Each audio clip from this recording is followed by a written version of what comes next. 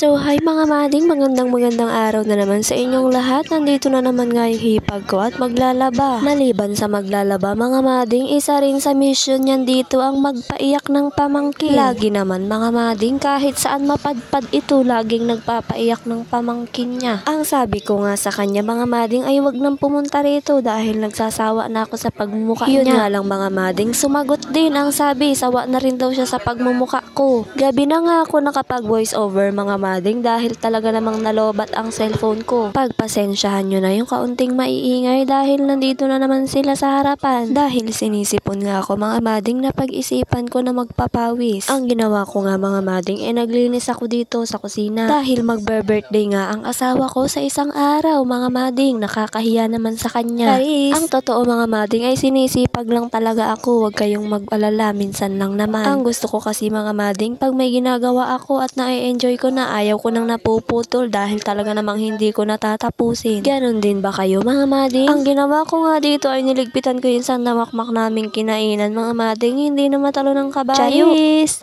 Tatatlo lang kasi kami mga mading dito sa bahay, kaya naman makatamad pag kukunti lang ang hugasan, kaya ang ginagawa ko, iniipon ko muna. Pagkatapos kong hugasan yung mga pinggan mga mading, nilinis ko itong aming kalanan. Tinapon ko nga muna yung burner at saka yung gason. Charis! Biro lang mga mading, syempre ba't ko itatapon, regalo sa amin yun nung kasal yung burner. Ganon kasi ako mga mading, lalo na pag binigay lang sa akin ng isang bagay, lalo kong pinapahalagahan. Pag binigyan ka kasi ng isang bagay mga mading at nakita nung nagbigay sa'yo na di mo pinapahalagahan, abay hindi ka nabibigyan sa uulitin. Iyan din kasi ang isang turo sa akin ng aking mama mga mading, na pag may binigay sa'yo, pahalagahan mo dahil hindi lahat ng bagay meron ng isang tao. Tinanggal ko nga muna dyan mga mading yung aming mga debote at mga regalo para naman walang sagabal sa paglilinis ko. Huhugasan ko rin kasi yung mga yun mamaya mga mading, kaya antay-antay ka lang. Eto na nga at binaba ko na yung aming burner at isinabit ko na dun yung kanyang hose sa pako para naman hindi siya nakalawit kapag magsasaing ka mading. Sunod ko nga nilinisan itong aming burner mga mading, talaga namang kuskus to the max dahil yung iba hindi na matanggal. Itinagilid ko nga muna mga mading itong burner para naman umagos yung mga tira-tirang tubig sa kanya. At sinaid ko na rin mga mading yung tira-tirang tubig dito sa may banggerahan para naman mamaya ay malinis na.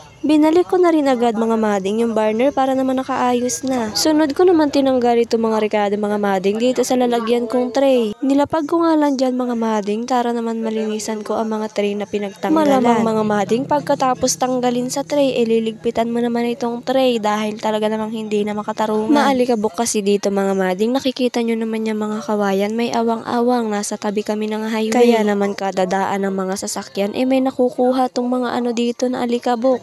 Ang hirap ngang sungkitin itong mga tray na to dahil ang liliit ng butas mga mading, kaya naman hiniram ko yung scuba doon sa may hipag ko na naglalaba. Ang sabi ko nga sa kanya ay wag siyang magalit, aabalahin ko muna siya sa scuba. Kaya naman habang nagliligpit ako dyan mga mading ay nakaabang yung hipag ko nandito sa likuran nagdadaldal. Kung may laban ng kadaldalan mga mading, abay pwedeng pwede ito idayo, tiyak mananalo. Isinunod ko na nga linisan mga mading itong isang tray dahil natapos ko na yung isa kanina. Nakita nyo naman. I-share ko lang sa inyo mga mading na napakasarap dito sa bukid dahil sagana kami sa tubig, sariwa pa ang hangin. Higit sa lahat mga mading, wala kang kaaway na kapitbahay. Kasi naman mga mading, ang kapitbahay ko ay mga puno. Wala rin ditong libangan mga mading dahil natanggalan nga kami ng kuryente. Wala kasi kaming sariling transformer mga mading, kaya nung nakaraan nakikikapit kami. Ngayon naman, wala na, tinanggal na nila. Dalawang bahay nga pala kami mga mading na walang ilaw dito, yung sa amin at saka yung kila nanay. Kaya naman kung nakikita nyo sa ibang vlogs ko mga mading, yung mga battery, yun na lang talaga ang ginagamit namin. Bukod sa battery mga mading, meron din kaming solar. Nung natapos ko na ngang linisan mga mading, yung banggerahan sa taas, ay dito naman ako sa baba. Tinanggal ko nga lang yung mga basahan dyan mga mading. Hindi ko na nga nilagyan ulit ito ng bagong floor mat mga mading dahil aalisin din naman tong bahay namin, kaya sa susunod na lang namin na bahay. Yang makikita nyo nga dyan mga mading na cutter plan, iyan yung mga tubig. Sinalo ko lang sa cutter plan para hindi makakalat. Naglagay nga ako ng timba mga mading dyan at nilagyan ko ng tubig at saka ng powder. Muntik ko nang mabasa yung cellphone ko mga mading, buti na lang nag-adjust yung tubig.